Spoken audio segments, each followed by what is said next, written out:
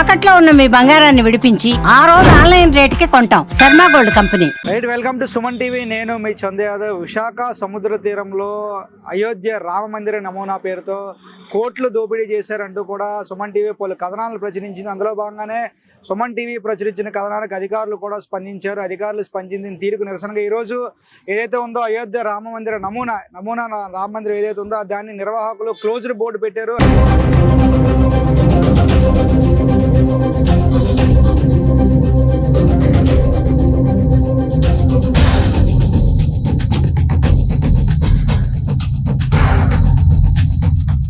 భద్రాచలం నుంచి దేవస్థానానికి సంబంధించినటువంటి పండితులు వస్తారు. పండితులు వచ్చి రాముల వారి కళ్యాణం చేస్తారంటూ కూడా 3,000 రూపాయల టికెట్, అంటే 2,999 రూపాయలతో టికెట్ను కూడా వీళ్ళు రిలీజ్ చేయడంతో దేవస్థానానికి, భద్రాచలం దేవస్థానానికి సంబంధించిన ఈవో కూడా స్పందించడం జరిగింది. స్పందించి ఎవరైతే ఉన్నారో ఏదైతే ఈ బీచ్ రోడ్లో ఉన్న అయోధ్య రామ మందిరానికి కానీ భద్రాచల దేవస్థానం కానీ ఎటువంటి సంబంధం లేదు, ఇటువంటి వ్యక్తులపై తక్షణం చర్యలు తీసుకోండి అంటూ కూడా విశాఖ 3 టౌన్ పోలీస్ స్టేషన్లో కూడా కేసు కూడా నమోదు చేయడం జరిగింది. దీనిపైన పోలీసులు విశాఖ నగర సిపి శంకర్బ్రత బాగ్చి గారు కూడా సమగ్ర విచారణ జరిపి నిర్వాహకులపై కేసులు కూడా నమోదు చేయడం జరిగింది. ఏదైతే ఉందో ఈరోజు సుమన్ టీవీ ప్రచురించిన కథనానికి ఎట్టకేలకు ఎవరైతే నిర్వాహకులు ఉన్నారో వారిపైన కేసులు కూడా నమోదు చేయడం జరిగింది. ఇప్పుడు మనం చూడొచ్చు, ఏదైతే ఉందో ఆ ప్రధాన ద్వారం దగ్గర క్లోజ్డ్ బోర్డు కూడా పెట్టారు. ప్రస్తుతానికి అయితే ఇది క్లోజ్ చేసేశారు.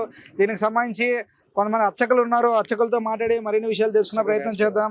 సో చెప్పండి, కల్కి భగవాన్ గారు. ఈ పేరు కల్కి బాబా అధ్యక్షులు, విశాఖ వ్యాసపీఠాధిపతి, అలాగే సీనియర్ జర్నలిస్టు, ఆలయ అర్చకులు. ముందుగా సుమన్ టీవీ వారికి ధన్యవాదాలు తెలియజేస్తున్నాను. ఎందుకంటే ఈ విషయం నాకు తెలియదు అసలు. విశాఖపట్నంలో ఉంటూ కూడా విశాఖపట్నం చందు యాదవ్ కూడా నాకు ఫోన్ చేయగానే మొట్టమొదటిసారిగా ఈ అంశాన్ని, ఈ యొక్క దుర్మార్గాన్ని వేగులో తీసుకొచ్చింది చందు యాదవ్, సుమన్ టీవీ. వాళ్ళకి ముందుగా కృతజ్ఞతలు తెలియజేసుకుంటున్నాను. ఈ ఉద్యమం స్వామిజీలందరూ దర్శించారు, హిందూ సంఘాలు వచ్చాయి, వచ్చిన తర్వాత ఈరోజు మూసివేయించారు. దీనికి నిజంగా సుమన్ టీవీ అన్ని ఛానళ్ళు వచ్చాయి, కానీ సుమన్ టీవీ ప్రథమంగా దీని వేగులో తీసుకున్న ఇంటర్వ్యూ తీసుకుంది. ఇప్పుడు జరగబోయేది అంటే ఇది చాలా దారుణమైన విషయం. మూసివేశారు కానీ క్లోజ్డ్ బోర్డు ఇప్పుడు పెట్టలేదు. కానీ భక్తులు చూడండి, ఇంకా మూసివేసినా సరే చూద్దామన్న భక్తితో, విశ్వాసంతో, నమ్మకంతో, ప్రేమతో, రాముడి మీద ప్రేమతో ఆరాధ్యంగా వస్తున్నారు. కానీ నేను భక్తులు చెప్తున్న చాలా ఏంటంటే సమాధానం, మనం మోసపోకూడదు. డబ్బుల పేరుతో మోసం చేసే వాళ్ళకి మనం ప్రోత్సహిస్తే ఇంకా అనేక రకమైన అవినీతి కార్యక్రమాలు చేస్తారు, దేవుడి పేరుతో దందాలు చేస్తారు. అందుకని భక్తులారా మేల్కోండి. హిందూ ధర్మం అనేది, సనాతన ధర్మం అనేది గొప్పది. ఆ ధర్మం పేరుతో పబ్బులకి లాగా బాక్సర్లను పెట్టి, బౌన్సర్లు పెట్టి చేస్తే మనం ఎలా ప్రోత్సహిస్తాం? 50 రూపాయలు మీకు తక్కువే. ఆ 50 రూపాయలు తక్కువ అని చెప్పి మీరు అందరూ రావడం వల్ల, సందర్భం పెరగడం వల్ల ఏమైందంటే మీ భక్తిని బలహీనతగా చేసుకొని కళ్యాణం పేరుతోని 6,000 మంది జంటలతో 3,000 రూపాయలు వసూలు చేసి 1,80,00,000 రూపాయలని అంతకుముందే 10 కోట్ల దాకా సుమారుగా కలెక్ట్ చేశారు.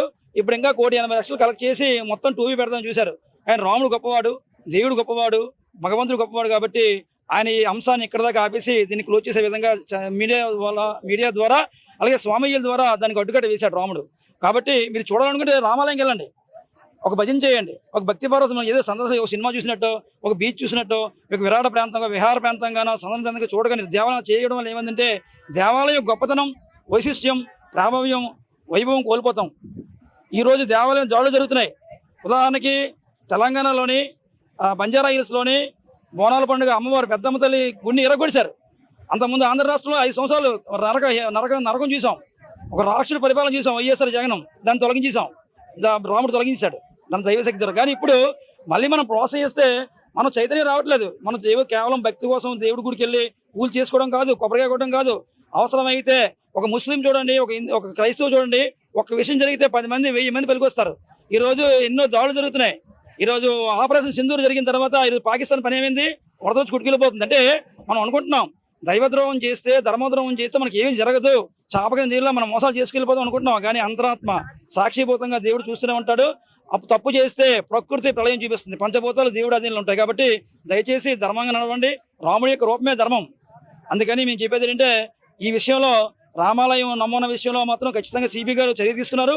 ఉదాహం చాలా గర్వించదగ్గ విషయం. కానీ ఇక్కడతో ఆపకుండా నిష్పక్షపాతంగా ఒక ఎంక్వైరీ ఉన్నత స్థాయి కమిటీ చేసి ఇప్పుడు మీరు చెప్పినట్టు మొత్తానికి అయితే సుమన్ టీవీ కథనానికి కానీ లేకపోతే మీరు చేసిన ఉద్యమానికి కానీ మొత్తానికి మధ్య జరిగింది. సో మొత్తానికి అయితే దీన్ని మూసివేశారు.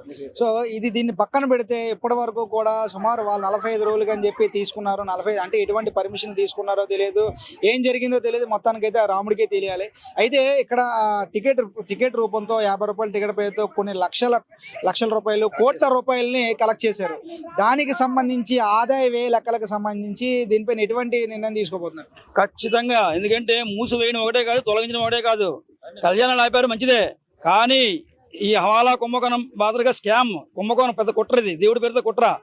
అలాంటప్పుడు ఉన్నతాధికారులు, ప్రభుత్వ అధికారులు, ప్రభుత్వ శాఖలు, అన్ని శాఖలు సమన్వయం అయ్యి ఖచ్చితంగా ఆ ముగ్గురు ఎవరు గరుడ ప్రసాద్, దుర్గా ప్రసాద్, రాజు అనే వాళ్ళ ముగ్గురిని కూడా వాళ్ళు కలెక్ట్ చేసిన ఏదైతే డబ్బులు ఉందో ఆ డబ్బులు ఇది ఎంత సెట్ అయిందో ఆ సెట్ డబ్బులు, నిర్వహణ చేసుకున్న డబ్బులు, మెయింటైన్ చేసిన డబ్బులు ఇచ్చేసి తిరిగి మిగిలిన డబ్బులన్నీ కూడా ఖచ్చితంగా పేదవాళ్ళకి కానీ, లేదా ప్రభుత్వం దేవాదాయ కార్యక్రమాలకు కానీ, లేదా జీర్ణోత్తర దేవాలయాలకు కానీ, లేదా పేదవారు అనాథలకు కానీ ఈ డబ్బులు ఏం కోరుతున్నాను. ఎందుకంటే డబ్బులు అనేవి ఇప్పుడు అలవాటు చేస్తారు, అయిపోతుంది, కొన్ని రోజులు కేసులు అవుతాయి, తర్వాత మళ్ళీ మామూలు వెలుగు చేస్తారు. ఈ చట్టాలన్నీ లోపభూయిష్టంగా ఉన్నాయి, చుట్టాలు అయిపోతున్నాయి, మళ్ళీ ఇంకో దగ్గర చేస్తారు. ఆల్రెడీ తెలంగాణలో ప్లాన్ చేశారు కిషన్ రెడ్డి యొక్క రాజకీయ రికమెండేషన్తో, అలాగా చేశారు. మళ్ళీ అన్ని జిల్లాలో పెడదాం అన్నాడు కాబట్టి ఆపేశారు.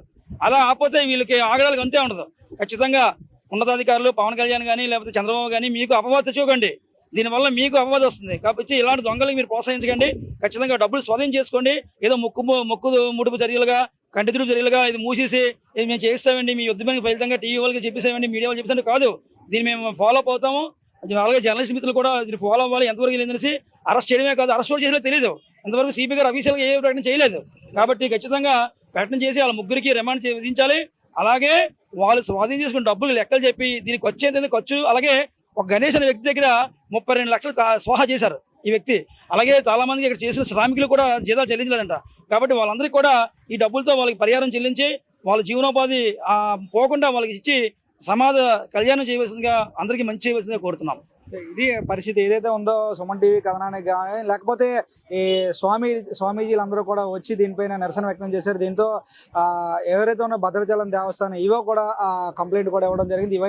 ఇవన్నీ కోణంలో పోలీసులు అయితే దర్యాప్తు చేసి అటకేలకు ఎవరైతే ఉన్నారో దీనికి సంబంధించిన గరుడ దుర్గాప్రసాద్ గారు వీరందరినీ కూడా అదుపులోకి తీసుకున్నట్టు తెలుస్తుంది. అయితే 41 నోటీస్ ఇస్తారా లేకపోతే వాళ్ళని అరెస్ట్ చేస్తారనే విషయాలు ఇంకా తెలియాల్సింది. మొత్తానికైతే ఈ నమూనా రామ మందిరం ఏదైతే ఉందో దాన్ని నిలిపివేశారు. అయితే ఇక్కడతో నిలిపివేయడం కాదు, దీనికి సంబంధించిన కొన్ని కోట్ల రూపాయలు వీళ్ళు దందాకు పాల్పడ్డారు. కొంతమంది నుంచి డొనేషన్లు కలెక్ట్ చేశారు. బాధితులు కూడా చాలా మంది ఉన్నారు, వారందరికీ కూడా న్యాయం చేయాలి. వీరు కలెక్ట్ చేసే డబ్బులకి ప్రతి రూపాయికి కూడా, ఎందుకంటే దేవుడి పేరుతో వీళ్ళు డబ్బులు కలెక్ట్ చేశారు. ఈ దేవుడి పేరుతో కలెక్ట్ చేసిన డబ్బు ప్రతి రూపాయితో కూడా లెక్క చెప్పాలి. లెక్క చెప్పిన తర్వాత ఆదాయ వ్యయాలన్నీ కూడా సంబంధిత అధికారులు కావచ్చు, ఎండోమెంట్ డిపార్ట్మెంట్ కావచ్చు, పూర్తిస్థాయిలో ఇన్వాల్వ్మెంట్ అయ్యి ఆ ఆదాయ వ్యయ లెక్కలన్నీ కూడా చూడాలి. చూసిన తర్వాత ఎవరైతే దీనికి సంబంధించిన కొంతమంది బాధితులు కూడా ఉన్నట్లు తెలుస్తుంది, ఆ బాధితులు కూడా నష్టపరిహారం ఇవ్వాలి, న్యాయం చేయాలి. అదేవిధంగా ఇందులో పనిచేసినటువంటి కార్మికులు కూడా కొంతమందికి జీతాలు కూడా చెల్లించలేని పరిస్థితి అంటూ కూడా చెప్తా ఉన్నారు. ఏదేమైనా ఈ బాధితులందరినీ కూడా రక్షించి